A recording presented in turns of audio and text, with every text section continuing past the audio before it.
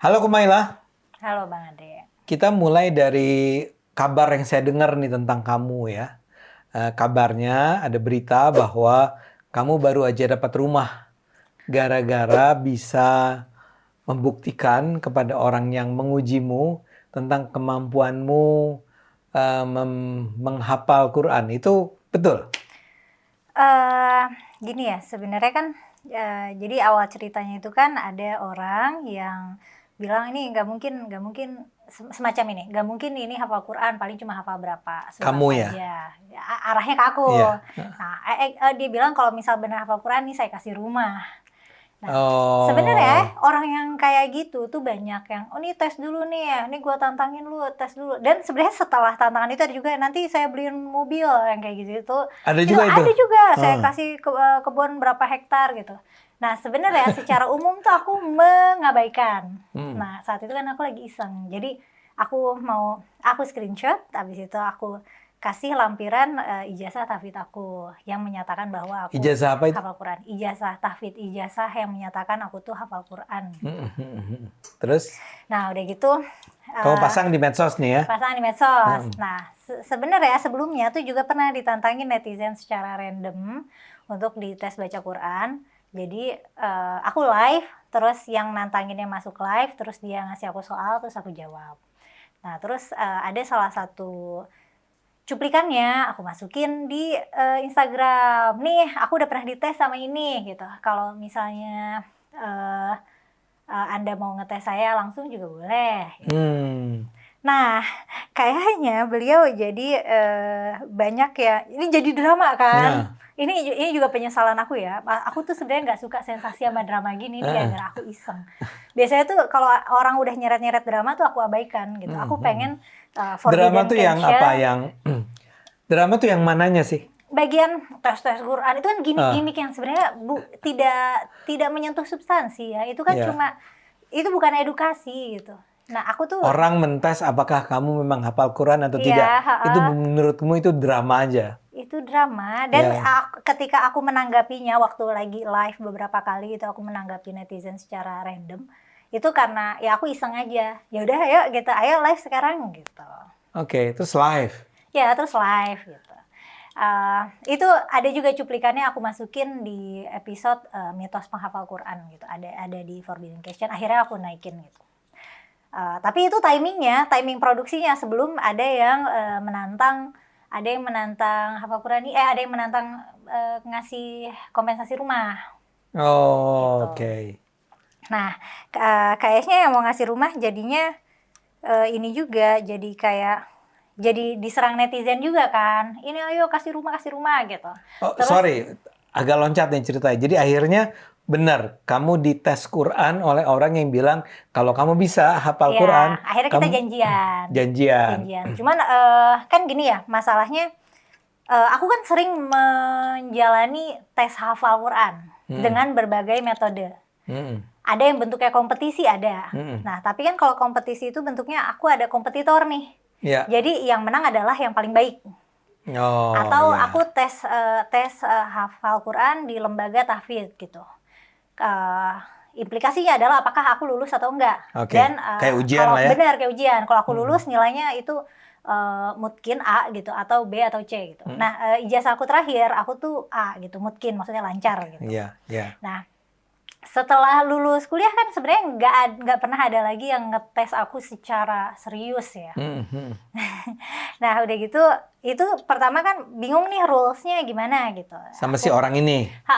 Udah gitu ini beneran serius. Sebenarnya kalau misalnya mau cancel tuh nggak apa-apa, aku nggak akan nagih. Karena orang yang ngubungin aku, jadi ya udah mau kapan dites. Aku bilang aku bisa di rentang tanggal segitu.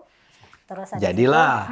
aku nanya rulesnya gimana. Hmm. Waktu itu dia bilang rulesnya sama maknanya dan tafsirnya. Terus aku bilang kan itu tidak membuktikan aku hafal Quran ya. Kalau tujuannya hafal Quran, tapi ya udah gas aja, atur aja kayak gimana gitu. Maksudnya udah baca, terus harus juga bisa menjelaskan Mungkin ya. Tapi pas terjemahannya. prakteknya sih nggak cuma Oh, enggak hafalan juga. aja sama Betul, betul. tanya tentang surat-surat gitu.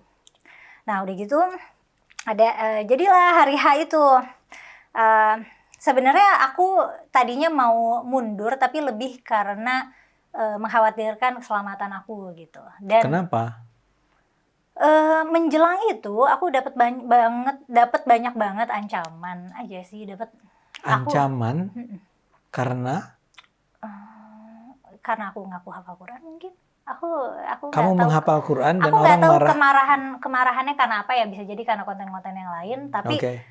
di momen itu banyak sekali kemarahan yang tertuju kepadaku gitu, dan aku takut, ini ada ancaman nyatanya sama keselamatan aku. Boleh Tapi tahu nggak misalnya ancamannya seperti apa? ancaman bunuh, gue kalau lihat di luar, Oh udah ya habis Allah. tuh kayak gitu. Oh my God. Dan kayak gitu ke aku banyak, Bang Ade.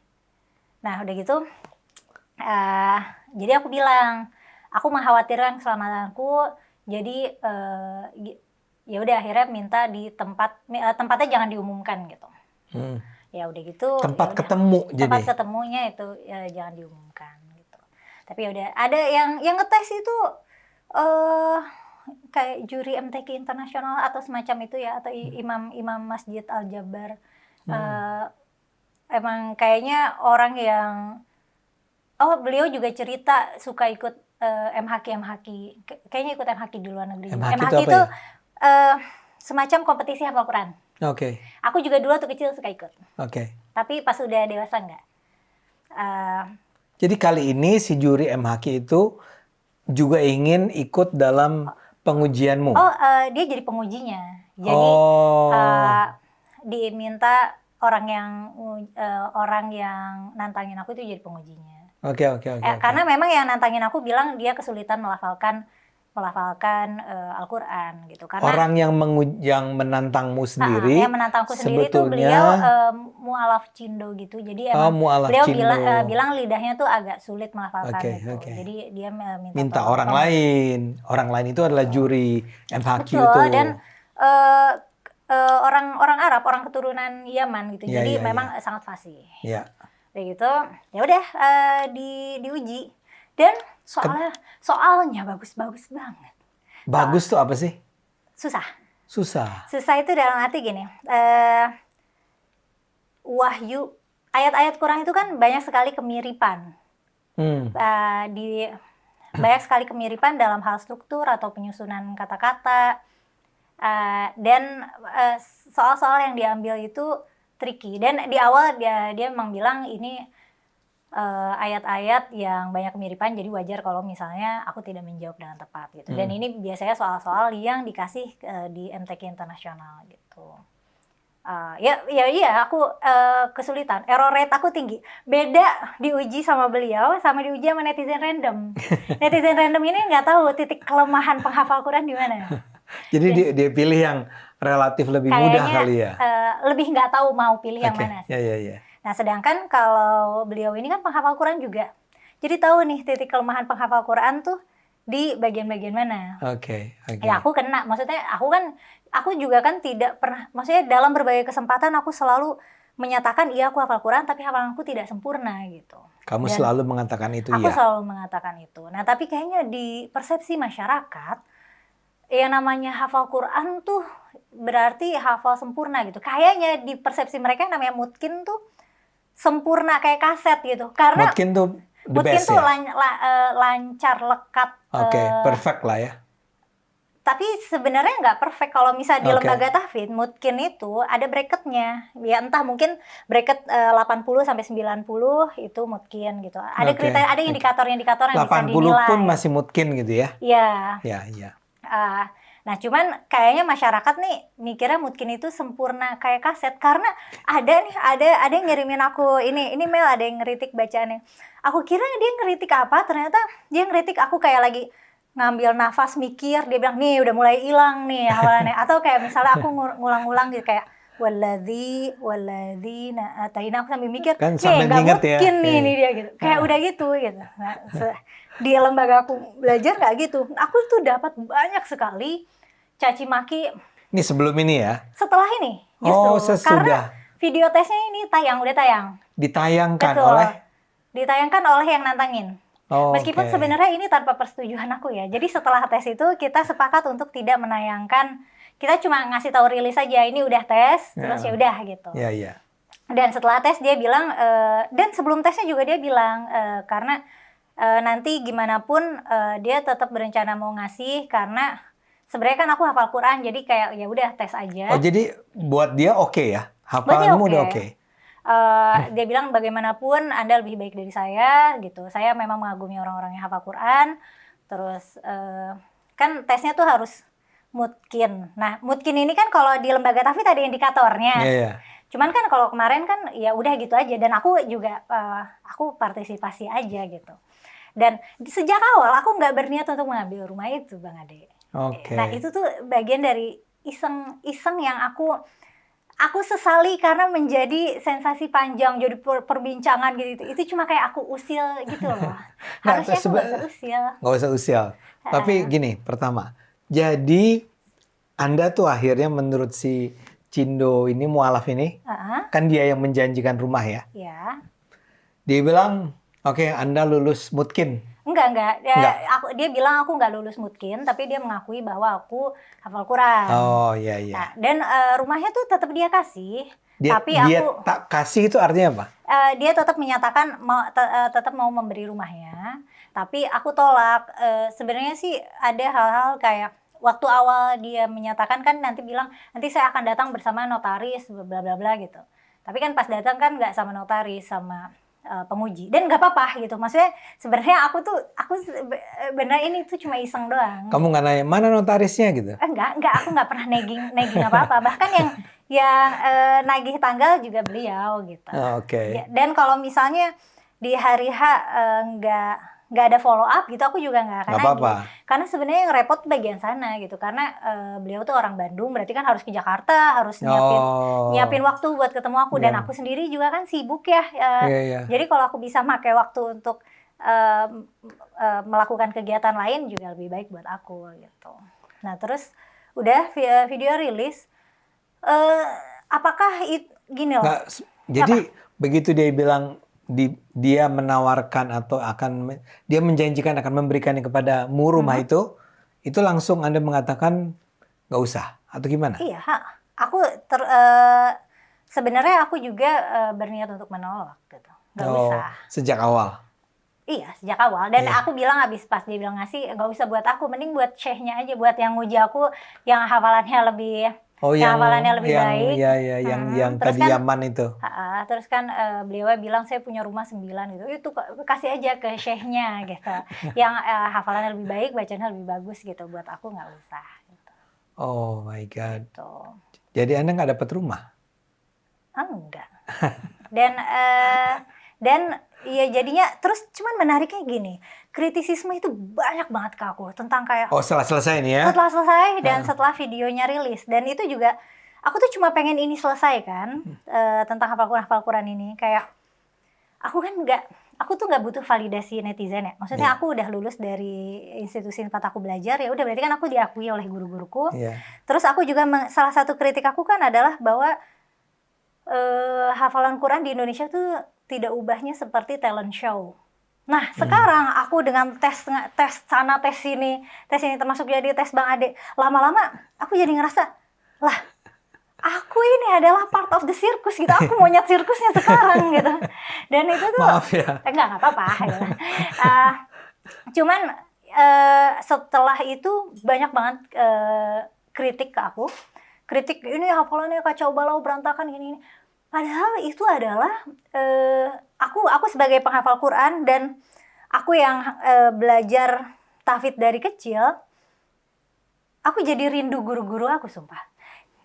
Aku jadi menyadari bahwa orang-orang yang kompeten yang punya kapabilitas dan kapasitas dalam menghafal Al-Quran dan mempelajari Al-Quran, mereka tuh rendah hati sekali. Aku tuh tidak pernah mendapat kritik jahat loh dari guru-guru aku, meskipun aku tidak lancar atau apa, dan dari teman-teman aku dari dulu tidak pernah. Nah cuman ini ribuan netizen ini yang mencaci maki aku sangat yakin mereka mungkin nggak bisa baca Quran. Kedengeran nggak ini nih? Kedengeran nggak nih? Aku hampir yakin, aku nyaris yakin mereka tidak bisa baca Quran, makanya tidak bisa memberikan kritik secara adil. Dan aku curiga, sebenarnya ya, statistically speaking, aku tahu orang yang hafal Quran itu sangat langka, apalagi orang yang hafal dan paham itu sangat langka. Dan jadi fairly speaking, statistically speaking, aku sebenarnya masih top few percent. Cuman kan Top few masyarakat percent tuh jadi di dalam Indonesia maksudnya. di Indonesia ini supaya penonton jelas nih ya. Top few percent itu adalah dari semua orang, dari semua Muslim Indonesia kamu tuh yang menempati yang sebuah bisa baca Quran itu aja udah sedikit. Yang bisa hafal lebih sedikit lagi. Yang hafal semua itu lebih langka sedikit lagi. lagi. Yang belajar Quran secara formal itu jauh lebih sedikit lagi gitu. Kamu yang itu. Iya. Artinya ini, kamu jelas bisa baca, kamu jelas menghafal, Iya. kamu jelas menghafalnya semua, Iya. seluruh lah kira-kira ya. Mungkin ada di sana sini salah, tapi Betul. seluruh. Dan kamu juga belajar tentang apa artinya, Iya. apa tafsirnya, Secara formal. secara formal. Dan proses wisuda Quran pertama aku itu kan ketika umur aku 12 ya. Itu kan aku baru bisa wisuda setelah aku baca Quran secara bil ghaib, secara nggak lihat. Aku lupa apakah itu satu kali duduk atau 2 kali duduk gitu. Dan setelahnya pas SMP aku pernah Satu kali duduk, 2 kali duduk tuh apa ya? Jadi udah diam aja di sini, Bismillah, hatam gitu. Kalau 2 kali duduk? Separuh Quran dilanjut lagi besok. Kalau kamu yang mana? Aku agak lupa. Ada pernah 2 kali duduk, pernah 1 kali duduk. Okay. Aku lupa yang pertama kali itu aku 1 kali duduk atau 2 kali duduk. Pas SMP juga aku di wisuda di pesantren Quran lain karena waktu itu tabarukan. Terus yang ketiga juga terjadi lagi, dan yang terakhir yang terakhir itu yang paling militer disiplinnya itu waktu di kampus. Waktu di kampus. Jadi kamu 4 kali pernah menjalani ujian itu. Pernah sedisiplin dan seserius itu iya. Iya. Tapi kan setelah dewasa kan ketertarikan aku mulai meluas ke banyak hal gitu. Aku tidak fokus di hafalan secara ketat gitu. Malah kan aku mengkritisi itu, kenapa anak-anak tuh harus diberikan disiplin seperti itu. Nah, masyarakat yang marah sama aku, ini mereka juga tidak hafal Quran. Kamu yakin lah ya? Enggak juga nih. Ini asumsiku. Menduga ya? Karena kalau misalnya mereka hafal Quran, mereka akan tahu bahwa maksudnya itu tuh udah bagus enough. Dan hafalanku tuh tidak hilang, tapi apakah pas tes masih dituntun? Iya. Dan memang soalnya susah, to be fair itu soalnya susah. Memang si gurunya, si pengujinya ini memilih bentuknya tuh gimana sih? Jadi kayak Bang Ade waktu ngasih aku ayat kursi terus aku lanjutin kayak gitu. Oh, dia baca dulu, terus dia berhenti, kamu tinggal melanjutkan. Betul. Nah, kalau waktu Bang Ade kan ngasihnya gampang tuh, ngasih ayat kursi, ngasih surat Al-Maidah. Iya. Meskipun di soal yang menurutku gampang juga, aku masih gagal juga. Nah, tapi gagal dalam ujian tahfidz itu bukan gagal yang gagal ya. Segagal-gagalnya gagal yang ngulang gitu, atau C. Dan untuk santri tahfidz gitu atau orang yang belajar tahfidz, hal itu tuh biasa, bukan hal yang perlu dipermalukan dan perlu dicaci maki. Iya. Betul. Dan orang tuh kayaknya pada marah karena aku mengaku hafal Quran. Nah, bagian itu kan fakta ya. Maksudnya itu kan saya bilangnya, orang marah karena Anda mengaku hafal Quran. Kenapa marah?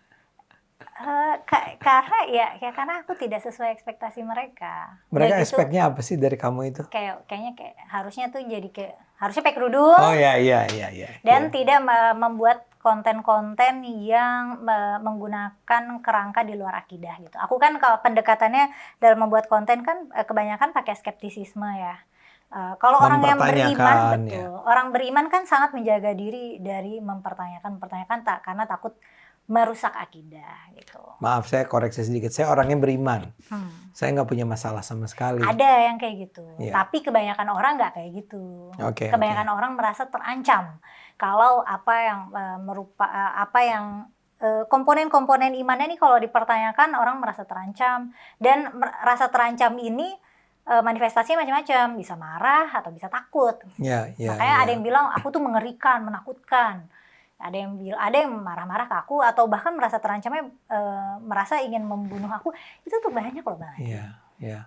Padahal kan abis itu yang menantang aku, dia bikin rilis di sosmednya bilang ya aku tuh muslim. Dia ngobrol sama aku dan ngobrol sama keluargaku. Siapa nih yang marah? Yang nantangin aku. Oh, yang nantangin yang Dia tadi yang si Cindo itu? Ya. dia ngumumin ini Kumaila itu muslim, Kumaila itu hafizoh, Kumaila dari keluarga yang terpelajar, ya hal-hal kayak gitu lah. Tapi ada rilis kayak gitu pun orang tetap marah. Wah, kayak orang menganggap aku di tes Quran tidak selancar itu hal yang memalukan buat mereka. Buatku tidak memalukan sebenarnya. Tapi mereka beribu-ribu orang komentar ini nih menarasikan seolah-olah itu hal yang memalukan. Ini komentar di mana sih? Di Forbidden Questions, di kamu Instagramku, dan di Instagram Forbidden Questions, di Twitter juga. Di Twitter ditujukan ke kamu? Ditujukan ke aku, kayak seolah apa namanya? Ya, intinya mereka menganggap seperti aku tuh hina sekali dan memalukan sekali gitu lah. Padahal I think orang-orang yang hafal Quran lama gitu, yang hebat sekali, dikasih soal-soal kayak gitu juga pasti akan nggak otomatis, maksudnya ring the bell terus lanjut lancar, karena ring the bell-nya di beberapa tempat nih. Ini bagian ayat yang ini ada di sini, ini bagian yang mana? Nah, karena aku tidak yakin di mana, aku banyak ngetes apakah lanjutannya ini. Terus ternyata pengujinya nuntun aku bukan itu, apakah ini gitu loh. Jadi karena saya nggak lihat ya. Jadi misalnya kalau Bang Ade lihat mah Bang Ade kagum, Bang Ade mah gampang kagum. Ya, saya mau jawab apa ya? Karena memang buat saya pertama-tama bahwa ada orang bisa menghafal berapa ayat, 6.000 ayat itu buat saya nggak masuk akal kalau sampai ada orang yang tidak kagum dengan kemampuan seseorang, terlepas dari dia ngerti atau enggak ya. Maksud saya kan gini, Anda kan tadi mengatakan sebetulnya itu baru satu tahap ya, menghafal itu. Karena yang lebih penting setelah dia hafal, ada berapa tahap sih sebetulnya? Kalau menurutmu? Ada nggak? Bahkan menurutku tahap hafalnya bisa di skip. Kan kita kan kalau mempelajari sebuah ilmu, mempelajari buku kan kita tidak harus menghafalkannya dulu secara perbatin kan. Tapi bisa kita kaji aja. Nah nanti kalau misalnya kita kaji, ya kita tahu itu ada di mana gitu. Kita tahu ini pernah dibahas di Quran dan kita tahu ilmu-ilmu di belakangnya gitu. Tanpa harus menghafalkannya. Kalimatnya seperti apa? Betul, kata per kata secara tepat gitu. Ya gini, jadi tapi kembali ke apa yang Anda katakan mengenai bahwa saya sangat mudah kagum. Kekaguman saya terus mata-mata karena kok orang ini bisa menghafal sampai ada 6.000 sekian ayat. Ya, itu buat saya kalau ada orang sampai nggak kagum dengan kemampuan orang menghafal 6.000 ayat, itu doesn't make sense. Ya, pasti kagum. Oke. Jadi saya kagum dengan Anda. Nah orang-orang ini tapi masalahnya dia marah kenapa? Aku nggak tahu. Ada yang berusaha gini, Kumaila tuh bacaannya sama aja kayak keponakan saya yang anaknya 6 tahun. Atau hal-hal kayak berusaha ini belepotan, amburadul gitu-gitu. Kan makanya saya kan nggak nonton ya. Saya nggak nonton. Jadi seamburadul apa sih? Nah itu dia. Aku meragukan masyarakat umum punya kemampuan untuk mengevaluasi aku. Karena aku tuh pernah dievaluasi oleh penghafal Al-Quran terhebat di negeri ini gitu. Gitu. Dan orang-orang itu memberikan Anda tetap nilai bagus ya? Relatif bagus. Bukan yang terbaik gitu, tapi relatif bagus. Dan ketika misalnya aku gagal, nilaiku kecil atau ngulang, aku juga nggak akan dimarahin. Tidak begitu tradisinya dalam studi murid dalam pembelajar Al-Quran tuh tidak ada tradisi caci maki dan menjatuhkan gitu. Kan ada nih teman-temanku yang cuma hafal 5 juz, ada yang hafal 10 juz, 20 juz, 30 juz. Itu tuh kayak biasa aja gitu, nggak ada yang kayak lu cuma hafal 5 juz lulusan tafsir hafal 5 juz doang, nggak apa-apa gitu. Tapi ada. Jadi bisa ya, ada orang lulus tafsir tapi hanya hafalnya 5 juz. Itu minimal. syarat minimal. Oke. Kalau di perguruan tinggi, di perguruan tinggi yang Ya. aku jalani Ya. ada syarat hafal Qurannya ya. Dan kebetulan aku ambil yang syaratnya penuh gitu. Yang Jadi hafal orang Quran. yang disebut hafal Quran tuh nggak mesti hafal 6.000 ayat itu ya? Eh, biasanya yang disebut hafal Quran sih biasanya yang penuh ya. Yang penuh. Yang penuh. Tapi kan tadi dia bisa lulus yang tadi 5 juz itu. Karena syarat minimal Syarat kelulusannya minimal. 5 juz. Oke, nah kembali ke tadi. Kalau dalam pandangan saya nih, minta maaf kalau saya salah. Orang itu memang karena ingin marah aja sama Anda. Dia cerita bahwa dia terprovokasi. Siapa? Orang yang menantang aku. Bukan yang menantang, yang marah-marah itu loh. Oh, iya. Yang bilang, nih amburadul nih Iya. keponakan saya yang 6 tahun 6 juga tahun juga lebih lebih bagus. bagus. Gitu. Karena kamu bilang, dia itu pada dasarnya gak tahu. Aku curiganya begitu ya. Iya. Asumsiku begitu. Iya betul. Anda tuh sangat rendah hati emang.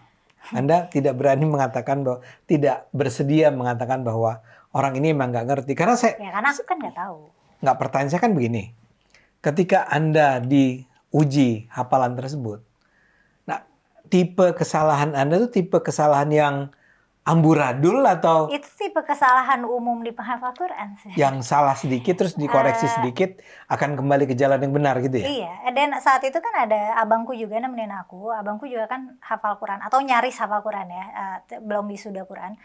Iya, abangku juga bilang ini soalnya susah-susah banget gitu. Dia juga cengir-cengir. Dan waktu lagi aku kasih lihat waktu abang aku nonton aku di tes live sama netizen gitu, abangku juga bilang ini soalnya gampang-gampang banget gitu. Apalagi ada Armando nih, ini cemen banget ini. Oke, jadi saya rasa, dan ini buat penonton, kalau Anda adalah satu di antara begitu banyak penonton yang marah-marah sama Kumaila, come on lah. Gak usah lah begitu marah-marah ya. Karena Gak pada apa-apa. ya buat saya mau bilang bahwa Kumaila ini udah lulus, Anda sudah pernah mendapat ijazah penghafal Al-Quran kan? Iya. Nah misalnya sekarang begini, ketika Anda akan diuji itu pada hari, saya nggak tahu tanggal berapa kan, itu Anda baca-baca dulu nggak, ngapal-ngapalin nggak di rumah? Harusnya gitu ya, tapi enggak. Enggak ya? Enggak, abang aku juga ngingetin terus, ayo Qurannya buka gitu. Ya aku kayak buka sekilas, terus aku terdistraksi suatu ayat, terus aku jadi inget kayak apa yang aku pikirkan tentang ayat itu waktu aku kecil. Terus aku jadi nggak bisa lanjut, atau kayak nanti abang aku bilang, ayo Mel dibuka Qurannya gitu. Terus aku buka, pasti aku terdistraksi ayat lagi. Yang dulu tuh jadi kayak, kenapa ini kontradiktif sama itu ya? Kenapa Allah nyusunnya kayak gini ya? Gitu. Hal-hal kayak gitu tuh muncul lagi. Jadi aku rasa aku akan kesulitan membaca Quran seperti aku membaca Quran waktu kecil. Kalau waktu kecil kan aku membaca Quran tanpa peduli pada maknanya kan, ya karena nggak tahu maknanya gitu. Aku cuma ngeliat itu sebagai susunan kata-kata asing aja. Nah, pada masa sekarang, itu ya? Betul. Kalau sekarang tuh aku sudah kesulitan melihatnya seperti itu. Boleh tahu kesulitan tuh artinya apa?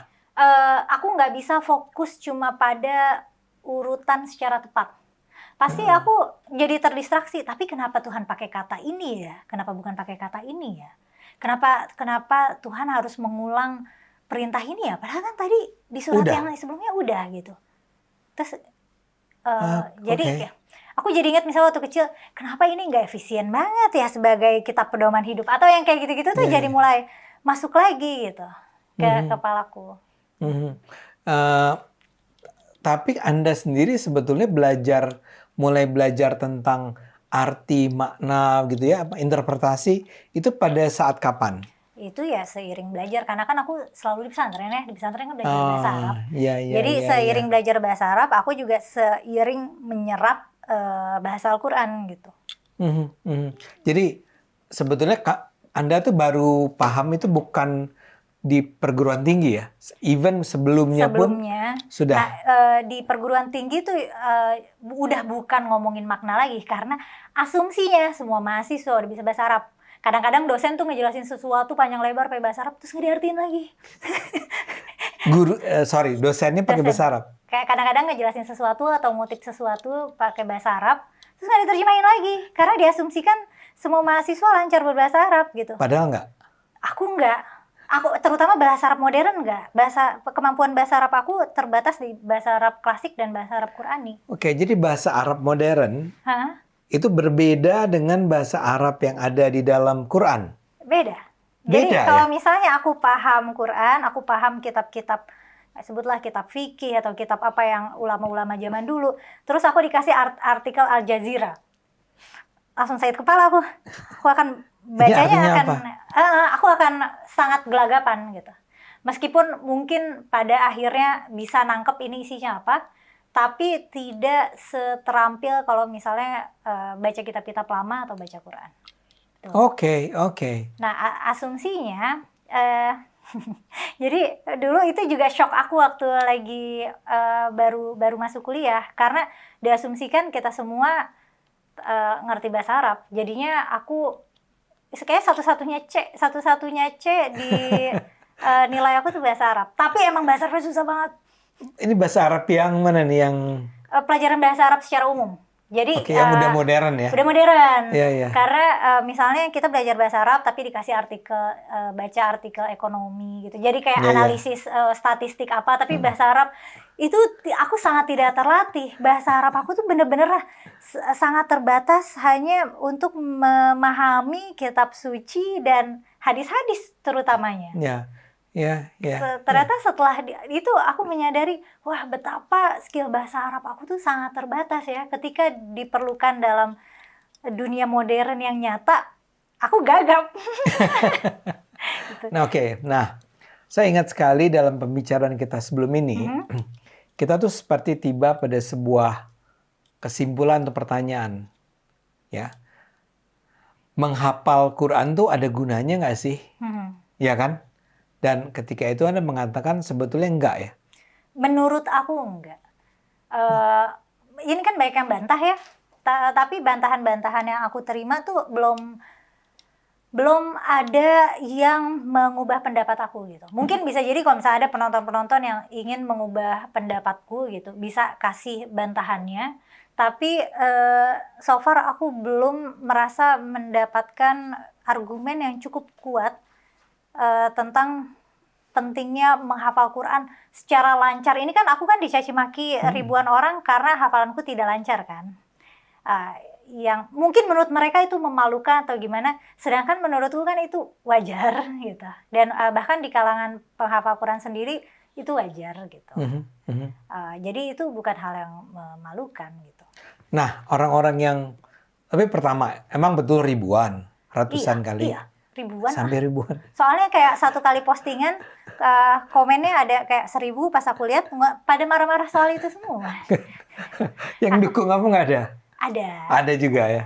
Yang, wah hebat nih. Betul. Tapi Betul. kebanyakan yang dukung aku malah kayak ngumpet-ngumpet, karena katanya kalau ketahuan dukung aku ya dirujak juga, jadi target juga. Menarik ya. Terus aku bilang ya udah kalau gitu nggak usah komen atau apa juga. Iya, apa-apa. iya, iya. Komentar aja langsung ke saya, kirim Iya, apa-apa. ya kirim DM atau apalah ya. Oke. Nah orang-orang yang marah dan bilang bahwa pendapatmu bahwa ini tidak bermanfaat itu salah.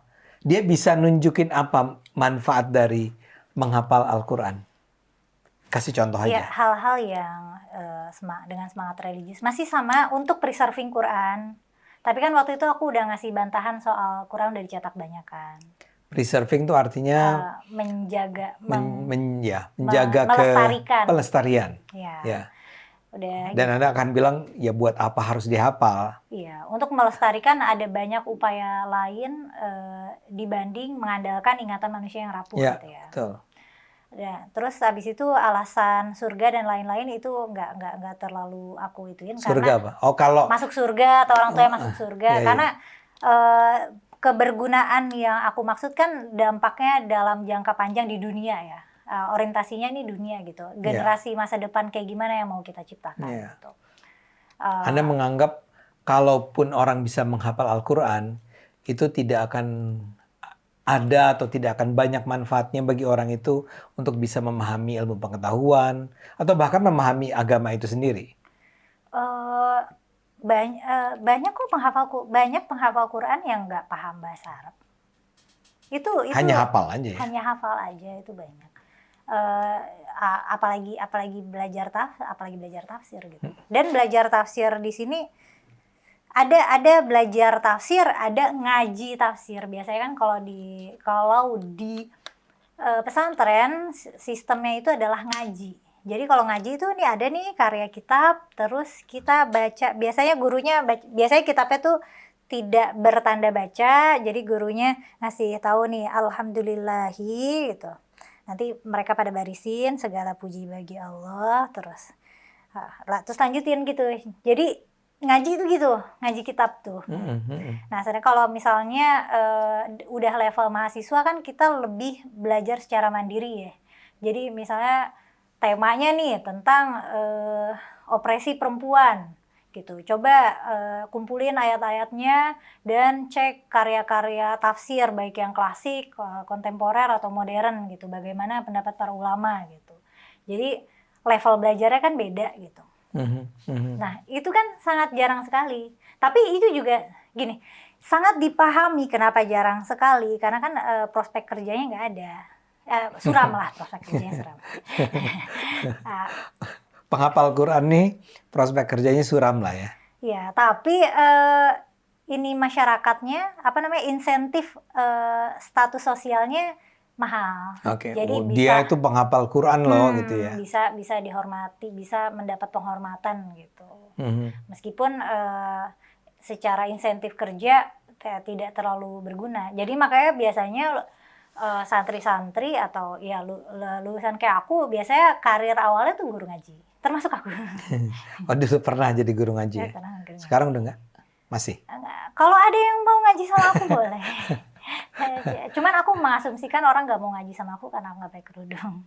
Oh iya. Dan kamu nggak akan berpura-pura pakai kerudung agar dapat murid? Enggak lah. Oke, saya juga mau tanya soal ini mungkin terakhir nih. Jadi di dalam sekolah-sekolah itu Anda belajar tentang Anda menghafal Quran, Anda memahami arti Quran gitu ya.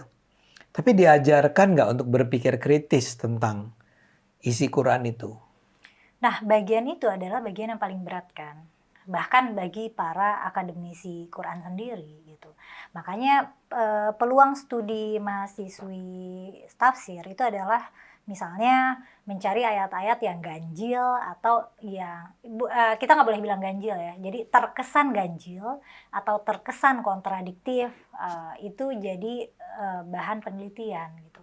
Dan yang namanya lingkup tafsir itu tidak konklusif dan tidak definitif gitu. Jadi ada subjektivitas dari penafsirnya. Dan itu boleh?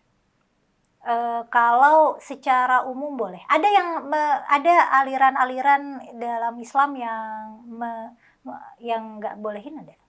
Termasuk di Saudi itu nggak boleh. Makanya nggak ada ahli tafsir dari Saudi itu nggak ada. Jadi setelah itu diberikan Anda pelajari. Ya, terimalah itu. Itu sebagai sebuah kebenaran. Cara menafsirkan ayat ini adalah seperti ini ya. Misalnya saja, taruhlah begini. Ayat yang mengatakan taruhlah poligami. Anda boleh menikah dengan lebih dari 1, 2, 3, 4 gitu kan. Nah, tafsirannya itu udah ada. Tafsiran yang baku mengenai ayat tersebut. And that's it. Gitu kan? Beberapa negara atau beberapa aliran ada yang kayak gitu. Cuman kalau misalnya Tapi di Saudi itu begitulah ya. Iya, tapi kalau misalnya di kerangka studi tafsir nih kita bisa bedah misalnya kalau kita lihat dari sisi linguistik ini gimana gitu. Ada penafsiran dari sisi linguistik, ada yang dari masuk dari isu sosial, ada yang dia cuma mau menafsirkan ayat-ayat yang memang ada hadis penjelasnya gitu. Ada hadis yang ngomongin tentang ayat itu. Kalau nggak ada hadisnya, jadi ada yang nggak mau kalau nggak ngomongin hadisnya. Nah, kontroversinya tuh itu. Jadi gini, Quran itu kan adalah wahyu suci, wahyu Tuhan. Takutnya penafsiran itu kan akal manusia. Akal manusia kan dianggap nggak sempurna, dianggap kecil lah gitu. Sedangkan wahyu Tuhan ini suci. Takutnya kalau misalnya Quran ini dipikirkan oleh akal manusia yang sempit ini, jadinya ternodai. Nah, kontroversinya tuh biasanya begitu. Kayaknya sampai sekarang juga begitu. Makanya aku sering bilang, kamu menafsirkan Al-Quran sembarangan gini. Padahal aku tidak melakukan penafsiran sembarangan. Mandiri. Lebih tepatnya aku nggak melakukan penafsiran mandiri gitu. Karena? Kalau nggak mandiri itu karena- artinya Anda merujuk pada apa? Iya, merujuk pada sana sini.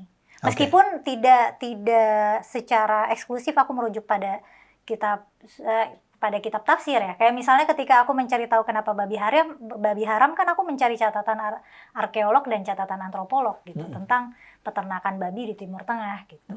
Dan itu dianggap harusnya nggak begitu dong gitu ya? Harusnya nggak usah mempertanyakan wahyu Tuhan gitu. Kayak gini pertanyakan berarti keimanan aku dipertanyakan, berarti ketaatan aku dipertanyakan.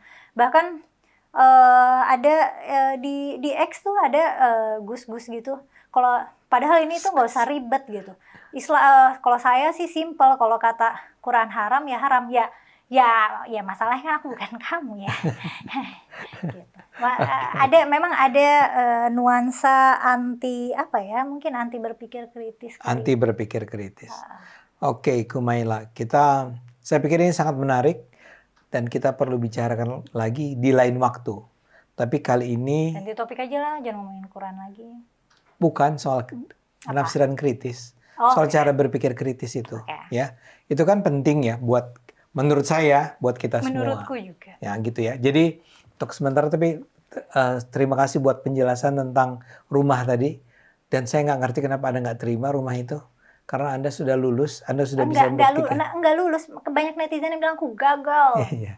Tapi orang yang menguji Anda bilang, I respect you. Enggak gini kan, dia bilang kan syaratnya harus mutkin. Tapi kan sebenarnya kan syarat hafal Quran tuh nggak harus mutkin. Nah ini tergantung lembaga tahfidznya, makanya nggak bisa definitif. Tapi aku juga nggak terlalu peduli pada ketepatan rules, karena ya aku nggak akan ngambil anyway. Oke. Jadi itu yang penting, Anda tidak akan mengambilnya anyway. Jadi sebetulnya kalaupun orang itu bilang, wah Anda pintar sekali ya, terus dia mau ngasih rumah sama Anda akan bilang nggak usah lah. Iya nggak bisa. Kasih aja ke Syekh itu. Betul. Bahkan meskipun misalnya aku menjawab dengan sempurna gitu, nggak akan aku ambil ya. Luar biasa. Saya lagi-lagi udah tadi kagum karena Anda hafal, sekarang saya kagum karena Anda bisa-bisanya mengatakan bahwa saya nggak terima rumah hanya karena saya hafal. Ya itu kan aku akan merasa salah karena awalnya kan aku cuma iseng tuh untuk naikin ini, ayo gitu ya, ini aku ternyata. Nah habis itu aku juga akan merasa bersalah kalau aku mengambil rumah itu karena aku merasa aku mengeksploitasi kemarahan dan kenaifan orang itu karena dia cerita dia tuh terprovokasi. Iya. Selamat ya Kumaila atas perjalanannya. Penonton kita akhiri dulu di sini. Nanti kita akan lanjutkan dengan topik-topik yang penting berikutnya. Terima kasih. Terima kasih Bang Ade.